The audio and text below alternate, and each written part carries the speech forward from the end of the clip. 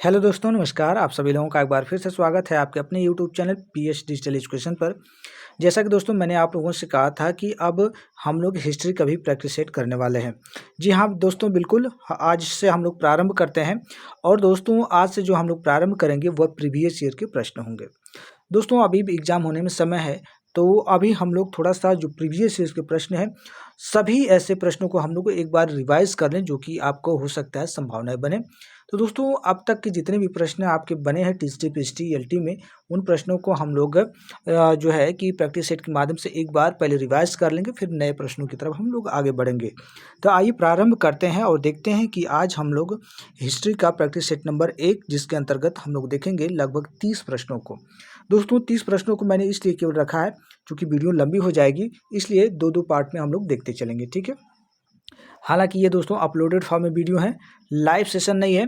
आज केवल live session नहीं चलेगा और कल, ठीक है। 2 वीडियो आप लोगों को केवल अपलोडेड फॉर्म में मिलेगी। बाकी हम लोग जो प्रतिदिन है, जो मैंने शेड्यूल बनाया है दोस्तों कि आप लोग का टाइमिंग मैंने बताया था, आप लोगों को पता होगा, ठीक है। उसी टाइम पे हम लोगों का जो है लाइव सेशन हमेशा चलेगा, ठीक है। तो चलिए प्रारंभ करते हैं हिस्ट्री का आज का प्रैक्टिस सेट नंबर 1। जैसा कि दोस्तों मैंने पहले ही से आप लोगों को बता दिया है कि जो प्रश्न होंगे ये प्रीवियस ईयर के प्रश्न पूछे गए हैं, ठीक है। प्रीवियस ईयर के प्रश्न पूछे गए हैं, तो आइए प्रारंभ करते हैं और देखते हैं कि प्रीवियस ईयर का पहला प्रश्न हमारे लिए क्या है। तो मुझे उम्मीद है कि ये सेशन पसंद आएगा दोस्तों आप लोगों को, ठीक है। चलिए तो प्रारंभ करते हैं दोस्तों क्वेश्चन नंबर 2 से, ठीक है। हालांकि दोस्तों जानते हैं आप लोग कि पहला प्रश्न जो होता है वह जो 4 प्रश्न होते हैं उसमें से एक प्रश्न होता है, उस प्रश्न को मैंने स्किप कर दिया है। क्वेश्चन नंबर 2 से हम लोग देखेंगे, ठीक है। तो देखिए 2 नंबर का ये प्रश्न है और प्रश्न कह रहा है कि भारत का निम्नलिखित में से कौन वर्तमान प्रांत मौर्य साम्राज्य का अंग नहीं था या थे। तो आपको बताना है कि इन चारों में से वह कौन सा है जो कि वर्तमान प्रांत यानी कि मौर्य साम्राज्य का अंग नहीं था उस समय, ठीक है। तो आपके पास ऑप्शन दिए गए हैं केरल, तमिलनाडु या उपयुक्त ए और बी दोनों या कश्मीर। तो दोस्तों आप लोगों को इसमें क्या आंसर हो सकता है, मेरे अकॉर्डिंग यदि देखा जाए तो मुझे लगता है कि आप लोगों ने इसका आंसर अपने माइंड में सोच भी लिया होगा। तो इसका जो राइट आंसर बनेगा दोस्तों, केरल और तमिलनाडु दोनों ही थे दोस्तों, यानी कि आपका ऑप्शन जो बनेगा सी आंसर हो जाएगा, ठीक है। तो याद रखिएगा सी आंसर इसके लिए राइट आंसर हो जाएगा, ए और बी दोनों, ठीक है। चलिए बहुत आसान प्रश्न था। अगला प्रश्न देखते हैं हम लोग। क्वेश्चन है आपके लिए ये 3 प्रश्न कह रहा है कि जनपद स्तर पर मौर्य अधिकारियों का सही अवरोही क्रम था। दोस्तों आपको बताना है कि जनपद स्तर पर मौर्य अधिकारियों का सही अवरोही क्रम था। दोस्तों याद रखिएगा ये कोई जनरल प्रश्न नहीं है, सामान्य प्रश्न नहीं है कि जो आप लोग किसी कॉम्पिटिटिव दूसरे एग्जामों में आप देखते हैं। ये एक कह सकते हैं कि आपके सब्जेक्ट के अनुसार यानी कि आपके विषय के अनुसार ये प्रश्न बनते हैं, यानी कि जो लोग इस विषय में कह सकते हैं दक्ष होते हैं उनके लिए इस तरह के प्रश्न पूछे जाते हैं।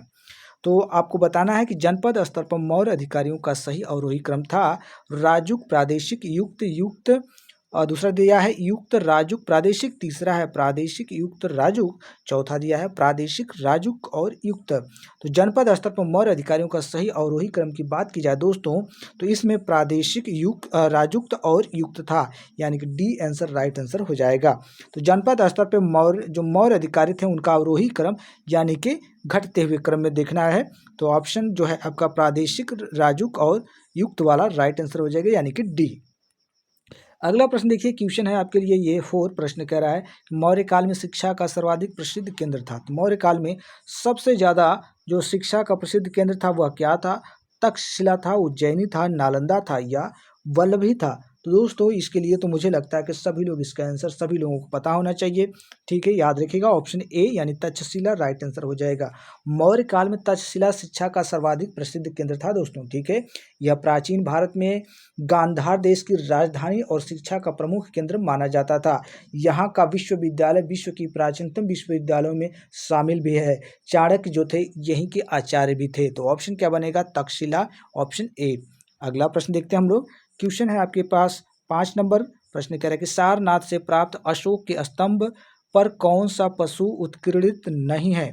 तो दोस्तों आपको बताना है कि सारनाथ से जो प्राप्त अशोक का स्तंभ है उस पर कौन सा पशु उत्कीर्णित नहीं है। इन चारों में से पहला दिया है कुकुदान यानी कि कुबड़ वाला वृष, और दूसरा है हिरण, और तीसरा है हाथी, चौथा दिया है अश्व। तो क्या नहीं है दोस्तों, याद रखिएगा। इसमें जो आपका हिरण है दोस्तों, यह सारनाथ से जो प्राप्त की गई अशोक स्तंभ है उस पे यह नहीं है, ठीक है। तो ऑप्शन जो बनेगा हिरण इसमें राइट आंसर हो जाएगा, ठीक है। क्या बनेगा? हिरण। बाकी कुकुदान यानी कि कुबड़ वाला, ठीक है। इसके बाद हाथी, अश्व, ये सब है उस पे, ठीक है। हिरण नहीं है। अगला प्रश्न देखिए, क्वेश्चन है आपके लिए 6 प्रश्न कह रहा है कि राजेंद्र चोल ने किस पाल नरेश को पराजित किया। दोस्तों राजेंद्र चोल जो था वह किस पाल नरेश को, ठीक है, पाल नरेश को पराजित किया था? गोपाल को, देवपाल को, विग्रहपाल को या महिपाल को? तो याद रखें दोस्तों, राजेंद्र जो चोल था वह महिपाल को, ठीक है, पाल वंश नरेश था यह महिपाल, उसे पराजित किए थे। तो ऑप्शन क्या बनेगा? डी राइट आंसर हो जाएगा, ठीक है दोस्तों। ऑप्शन डी इसके लिए बिल्कुल राइट आंसर हो जाएगा। दोस्तों दक्षिण भारत के चोल साम्राज्य के सबसे महान शासक राजेंद्र चोल जो थे, यह प्रथम राजा थे चोल के, ठीक है। तो ऑप्शन क्या बनेगा हमारा? डी राइट आंसर हो जाएगा इस क्वेश्चन के लिए, ठीक है। महिपाल राइट आंसर हो जाएगा। दोस्तों राजेंद्र चोल जो थे यह प्रथम, ठीक है, राजेंद्र चोल प्रथम थे। यह जो है बिहार और बंगाल के पाल वंश के राजा महिपाल को, ठीक है, हराने के पश्चात जो है दक्षिण में गंगा के मैदानों तक राज्य की सीमा को इन्होंने अपना बढ़ाया था। तो ऑप्शन क्या बनेगा? डी महिपाल इसमें राइट आंसर होगा। अगले प्रश्न की तरफ हम आगे बढ़ते हैं। क्वेश्चन 7 प्रश्न करा कि दक्षिण भारत में चोलों का वास्तविक संस्थापक कौन था? तो दक्षिण भारत में जो चोलों का वास्तविक संस्थापक देखा जाए तो क्या हो सकता है? विजयालय, परांतक प्रथम या राजराज प्रथम या राजेंद्र प्रथम? तो याद रखिएगा यदि दक्षिण भारत में चोलों का वास्तविक संस्थापक की बात की जाए दोस्तों तो विजयालय जो है इसे माना जाता है। ऑप्शन जो बनेगा ए इसके लिए बिल्कुल करेक्ट आंसर हो जाएगा। क्या होगा? ए इसके लिए बिल्कुल राइट आंसर होगा। अगला प्रश्न देखते हैं हम लोग। क्वेश्चन है आपके लिए ये 8 प्रश्न कह रहा है कि निम्नलिखित में से किससे चोल साम्राज्य के प्रशासनिक प्रभागों का सही अवरोही क्रम ज्ञात होता है? तो यहाँ आपको बताना है कि इसमें से किससे चोल साम्राज्य के प्रशासनिक प्रभागों का सही अवरोही क्रम ज्ञात होता है। पहला दिया गया है मंडलम वलनाडु कुर्रम, दूसरा है मंडलम कोट्टम नाडु, तीसरा है कुर्रम नाडु कोट्टम, चौथा नाडु कुर्रम तनिऊर। तो क्या आंसर हो सकता है? अवरोही क्रम में आपको बताना है। Question number 8। तो याद रखिएगा दोस्तों यदि अवरोही क्रम की बात की जाए तो आपके मंडलम कोट्टम नाडु इसमें जो है आपका ऑप्शन बी राइट आंसर हो जाएगा, मंडलम कोट्टम नाडु, ठीक है। चलिए अगला प्रश्न देखिए, यह है क्वेश्चन नंबर 9 प्रश्न कह रहा है कि चोल राजा किस मत के संरक्षक थे? दोस्तों चोल राजा जो थे यह किस मत के संरक्षक थे? शैव मत के थे, वैष्णव मत के थे, शाक्त मत के थे या बौद्ध मत के थे? तो चोल राजा किस मत के संरक्षक थे दोस्तों? क्वेश्चन नंबर ये 9 है। और याद रखिएगा चोल राजा जो थे यह शैव मत के संरक्षक माने जाते हैं। ऑप्शन जो बनेगा ए इसके लिए बिल्कुल राइट आंसर हो जाएगा। क्या होगा? ए। अगला प्रश्न देखिए, क्वेश्चन है आपके लिए 10 प्रश्न कह रहा है कि दिल्ली सल्तनत का पहला संप्रभु या संप्रभुता संपन्न शासक था। तो दोस्तों दिल्ली सल्तनत का पहला संप्रभु या कह सकते हैं संप्रभुता संपन्न शासक था कौन? कुतुबुद्दीन ऐबक, आराम शाह, इल्तुतमिश या नासिरुद्दीन महमूद? तो याद रखिएगा दिल्ली सल्तनत का पहला यदि कहें संप्रभु या प्रभुसत्ता संपन्न शासक तो दोस्तों इसमें आपका जो है कुतुबुद्दीन ऐबक इसे माना जाता है, यानी कि ए आंसर इसके लिए बिल्कुल राइट आंसर हो जाएगा, ठीक है। कुतुबुद्दीन को दोस्तों और क्या कहा जाता है, इसने कौन सी उपाधि धारण की है ये आप लोगों को बताना है कमेंट बॉक्स में, ठीक है। कुतुबुद्दीन ने जो है किस उपाधि को धारण किया था आप लोग कमेंट में इसका आंसर दीजिए, ठीक है। चलिए अगला प्रश्न देखते हैं हम लोग। क्वेश्चन है आपके लिए ये 11 प्रश्न है, लोदी वंश के शासक किस जाति या प्रदेश से मूलतः संबंधित थे? दोस्तों लोदी वंश के शासक किस जाति या प्रदेश से मूलतः संबंधित थे? विशुद्ध तुर्क, तैमूरी तुर्क, विशुद्ध अफगानी यानी कि अफगान या पठान, और या तो अफगानिस्तान में बसे हुए तुर्क। तो लोदी वंश के शासक किस जाति या प्रदेश से मूलतः संबंधित थे ये आपको बताना था। और यहाँ पे देखा जाए दोस्तों तो यह जो था लोदी वंश का शासक विशुद्ध अफगानी या कह सकते हैं कि पठान यानी कि अफगानी, ठीक है, अफगान जाति से संबंधित था। तो ऑप्शन जो बनेगा सी इसके लिए बिल्कुल राइट आंसर हो जाएगा, ठीक है, 11 के लिए सी राइट आंसर हो जाएगा।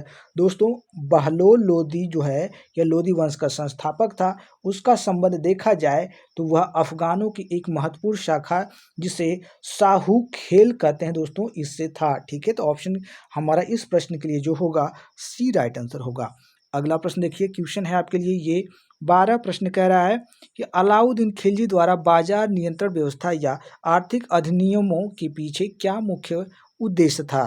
क्या था दोस्तों जो इसकी बाजार नियंत्रण व्यवस्था थी, उद्देश्य इसका क्या था बताइए।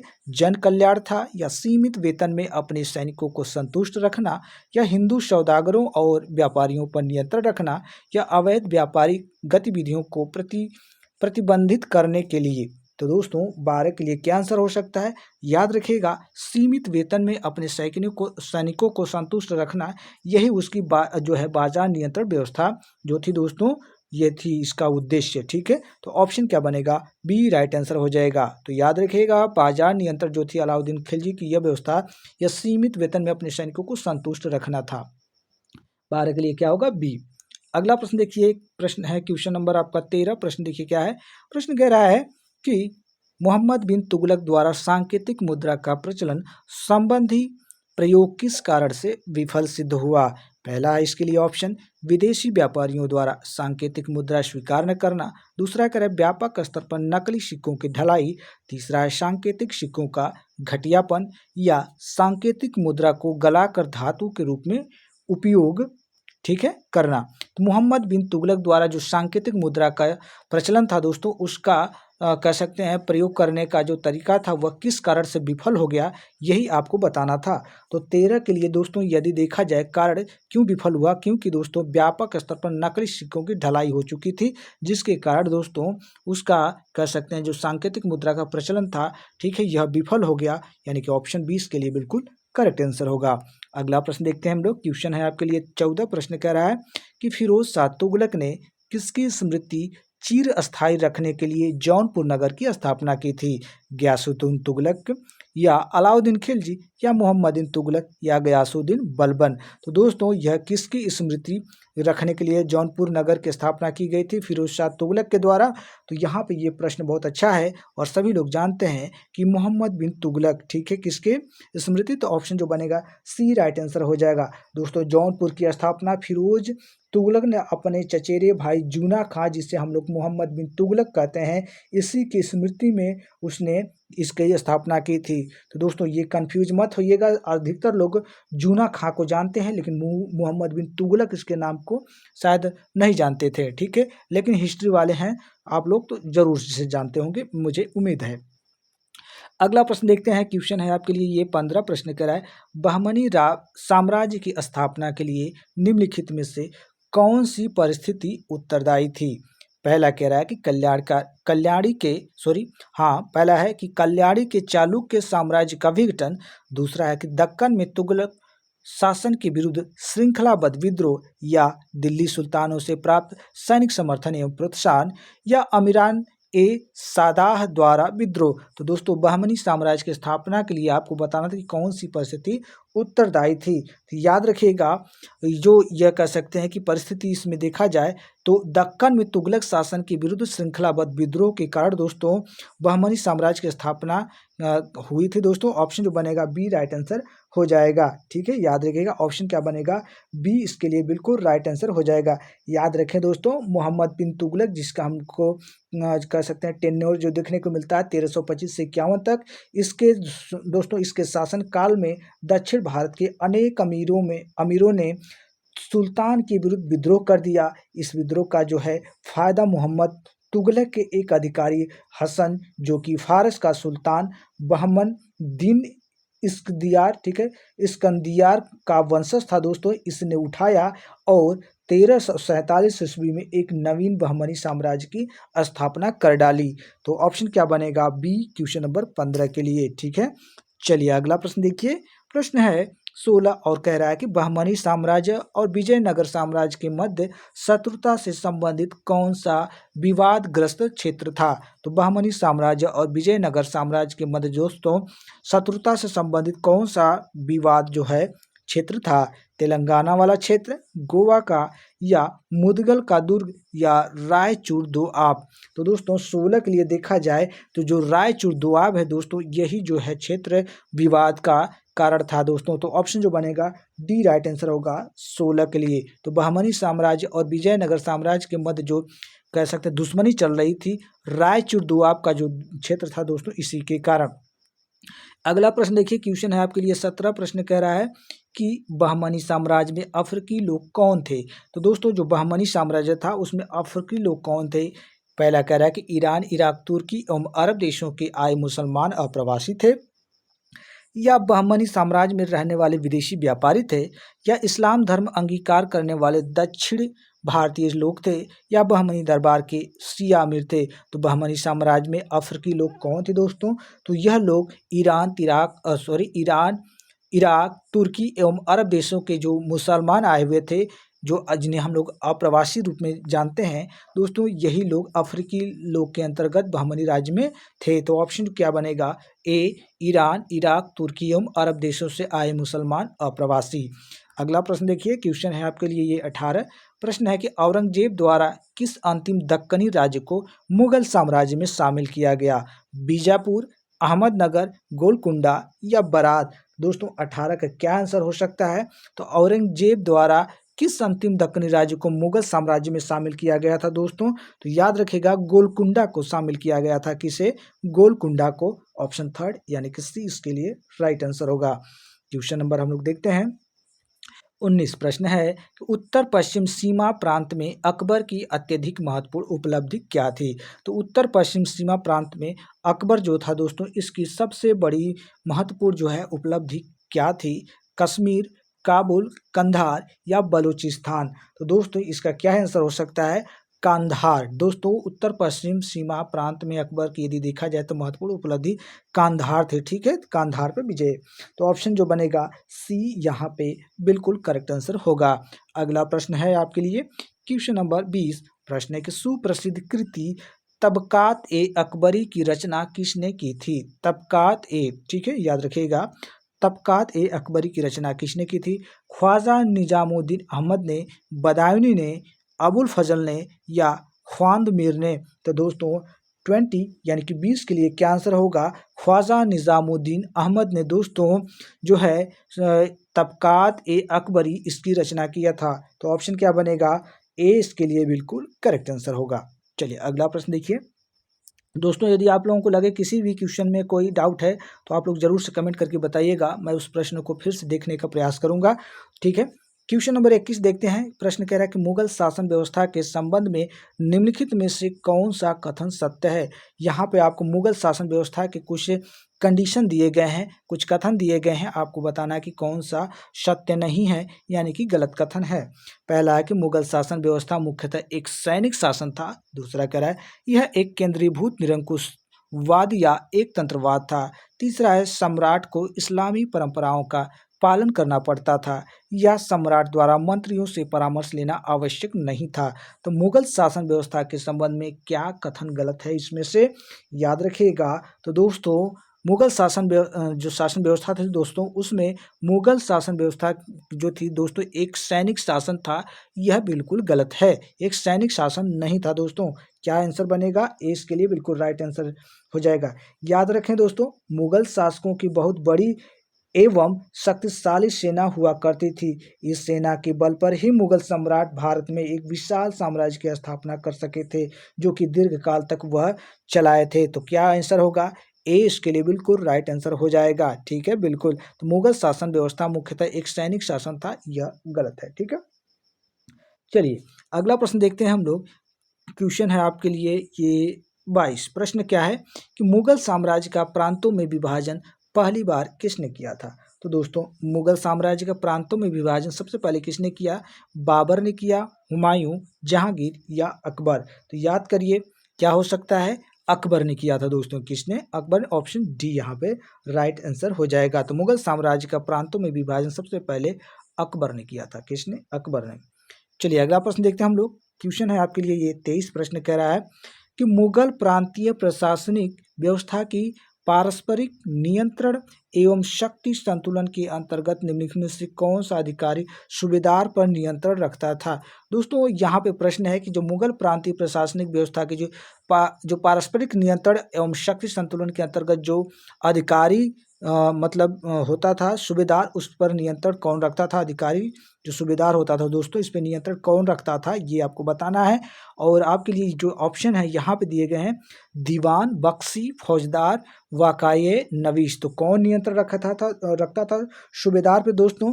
ठीक है, क्वेश्चन नंबर 26 का। ठीक है, 26 था दोस्तों, शायद मेरे हिसाब से 24 था। ठीक है, 23 था। ठीक है, हाँ, तो 23 का प्रश्न था दोस्तों। ठीक है, 23 के लिए आप लोग बता सकते हैं कमेंट में। ठीक है, तो याद रखिएगा दीवान। ठीक है, दीवान जो होता था दोस्तों, यह सूबेदार पे नियंत्रण रखता था। ऑप्शन क्या बनेगा? ए इसके लिए बिल्कुल राइट आंसर हो जाएगा, ऑप्शन ए। अगला प्रश्न देखिए, यह है क्वेश्चन नंबर आपके लिए 24। प्रश्न है कि परगना या महल के प्रशासन का प्रभारी अधिकारी कौन होता था। तो परगना या महल के प्रशासन का अधिकारी कौन होता था? आमिल होता था, पोतदार होता था, सिकदार होता था या वित्तीक्षित होता था दोस्तों। तो क्या आंसर हो सकता है 24 के लिए कि परगना या महल के प्रशासन का जो प्रभारी अधिकारी होता था वह कौन होता था। तो दोस्तों याद रखिएगा, वह सिकदार होता था। कौन होता था? सिकदार होता था।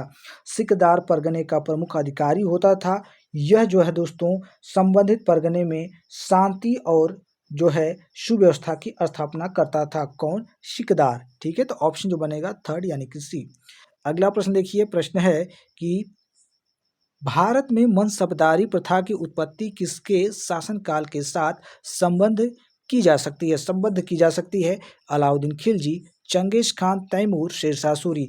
तो भारत में मनसबदारी प्रथा की उत्पत्ति किसके शासनकाल से हम लोग इसको रिलेट कर सकते हैं? याद रखिए दोस्तों, चंगेज खां। ठीक है, चंगेज खां के शासनकाल से हम इसे रिलेट कर सकते हैं, जो मनसबदारी व्यवस्था है। ऑप्शन क्या बनेगा? बी यहाँ पे बिल्कुल राइट आंसर होगा 25 के लिए। ठीक है, चलिए अगला प्रश्न देखते हैं हम लोग। प्रश्न है आपके पास ये 26। प्रश्न कह रहा है कि किसने सफलतापूर्वक विद्रोह करके जहांगीर को अपने सैनिक कैंप में बंदी बना लिया था? खुर्रम ने, महाबत खां ने, खुसरो ने या आशफ खां ने। तो दोस्तों प्रश्न है कि किसने सफलतापूर्वक जो है विद्रोह करके जहांगीर को अपने सैनिक कैंप में क्या किया था? बंदी बना लिया था दोस्तों, महाबत खां ने। ठीक है, जहांगीर को अपने कैंप में इसने बंदी बना लिया था। कौन? महाबत खां, ऑप्शन बी। अगला प्रश्न देखिए, क्वेश्चन है आपके लिए 27। प्रश्न कर रहा है, मुस्लिम कानून का प्रतिपादन करने के लिए निम्नलिखित में से कौन उत्तरदायी था? तो दोस्तों याद रखें, मुस्लिम कानून का प्रतिपादन करने के लिए कौन उत्तरदायी था? काजी उल कुजात या काजी या मुफ्ती या मीर आदिल। तो 27 के लिए दोस्तों क्या आंसर हो जाएगा? तो मुस्लिम कानून का प्रतिपादन करने के लिए दोस्तों उत्तरदायी जो था वह काजी उल कुजात था। ऑप्शन जो बनेगा ए इसके लिए बिल्कुल राइट आंसर हो जाएगा, क्वेश्चन नंबर 27। याद रखें दोस्तों, प्रधान काजी को काजी उल कुजात भी कहा जाता था। यह प्रांत, जिला एवं नगरों में काजियों की नियुक्ति करता था। यह जो था इस्लामिक कानून के आधार पर न्याय करता था। कौन? काजी उल कुजात। ठीक है, इसी को दोस्तों ठीक है जो कह सकते हैं कि ये सब शक्तियां प्राप्त थी। ठीक है, तो ऑप्शन जो बनेगा ए इसके लिए राइट आंसर हो जाएगा। ठीक है, बिल्कुल। चलिए अगला प्रश्न देखिए, ये है आपके लिए क्वेश्चन नंबर 28। प्रश्न है कि अकबर के किस घटना के स्मरणार्थ फतेहपुर सीकरी की स्थापना की थी? दोस्तों अकबर के वह कौन सी घटना के जो कैसे स्मरण के कारण फतेहपुर सीकरी की स्थापना की थी? बाबर द्वारा खानवा की विजय, दूसरा कह रहा है शेख सलीम चिश्ती के आशीर्वाद से सलीम के जन्म, और तीसरा है आपका गुजरात की विजय, चौथा दिया हल्दी घाटी के युद्ध में मुगलों की विजय।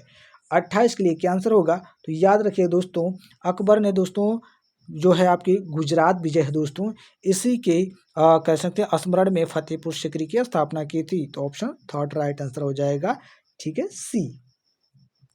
क्वेश्चन नंबर देखिए 29 है। प्रश्न कह रहा है कि अकबर कालीन, ठीक है, अकबर कालीन किस भवन या किन भवनों की स्थापत्य योजना को बौद्ध स्थापत्य से प्रेरणा मिली थी? फतेहपुर सिकरी का पंचमहल, दूसरा कह रहा है सिकंदरा में अकबर का मकबरा, तीसरा है उपयुक्त ए और बी दोनों, या फतेहपुर सिकरी में इबादत खाना। तो अकबर कालीन किस भवन या किन भवनों के स्थापत्य योजना को बौद्ध स्थापत्य से प्रेरणा मिली थी दोस्तों?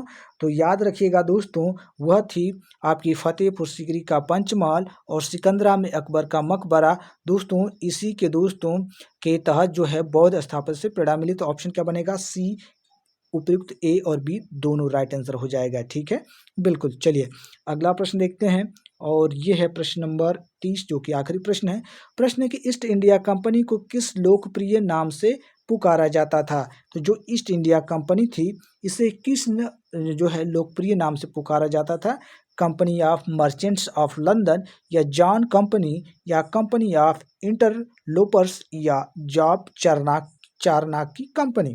तो ये तो बहुत ही आसान प्रश्न है, और इसके लिए दोस्तों क्या आंसर हो सकता है? तो जॉन कंपनी। ठीक है, याद रखिएगा John company, east India company को जॉन कंपनी जो है लोकप्रिय नाम से पुकारा जाता था। ऑप्शन बी बिल्कुल राइट आंसर हो जाएगा। तो दोस्तों ये था हम लोगों का हिस्ट्री का आज प्रैक्टिस सेट नंबर 1, जो कि सभी प्रीवियस ईयर के प्रश्न थे। टीजीटी पीजीटी में पूछे गए ये सभी प्रश्न हैं। दोस्तों उम्मीद करता हूं कि आप लोगों को ये सेशन पसंद आया होगा, और पसंद आया है तो ज़रूर से आप लोग अपने दोस्तों को शेयर करिए, और चैनल पे हैं पहली बार तो चैनल को सब्सक्राइब करें और वीडियो को लाइक करें। आज के लिए बस इतना ही दोस्तों, कल मिलते हैं हम लोग इसके बचे हुए प्रश्नों को लेकर। ठीक है, तब तक के लिए थैंक यू, धन्यवाद।